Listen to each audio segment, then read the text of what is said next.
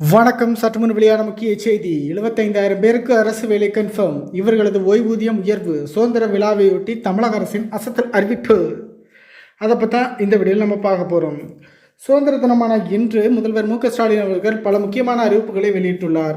அதில் 75,000 பேருக்கு அரசு வேலை, 1000 முதல்வர் மருந்தகங்கள் போன்ற முக்கிய அறிவிப்புகளை முதல்வர் மு க ஸ்டாலின் அவர்கள் வெளியிட்டுள்ளார். என்னென்ன அப்படிங்கிறத இன்றைக்கி நம்ம பார்க்கலாம். எதிர்வரும் 2026ஆம் ஆண்டு ஜனவரி மாதத்திற்குள் 75,000 பணியிடங்கள் நிரப்பப்படும். கடந்த 3 ஆண்டுகளில் 77 லட்சம் வேலைவாய்ப்புகள் இளைஞர்களுக்காக உருவாக்கப்பட்டுள்ளது.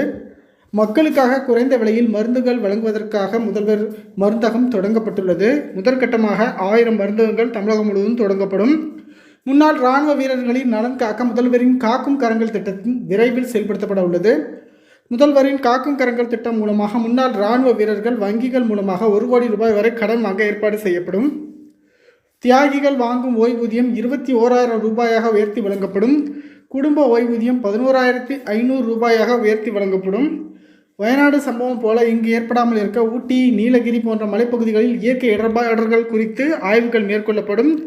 நீலகிரி உட்பட அனைத்து மலைப்பகுதிகளிலும் எதிர்காலத்தில் ஏற்படும் பாதிப்புகளை தடுக்க முன்னெச்சரிக்கை நடவடிக்கை எடுப்பது தொடர்பாக பல்துறை வல்லுநர் குழு ஆய்வு செய்யும் என்று கூறிய முதல்வர் மு க ஸ்டாலின் அவர்கள் கடந்த 3 ஆண்டுகளில் திமுக அரசு செய்த சாதனைகளையும் பேசி பெருமிதம் தெரிவித்தார்.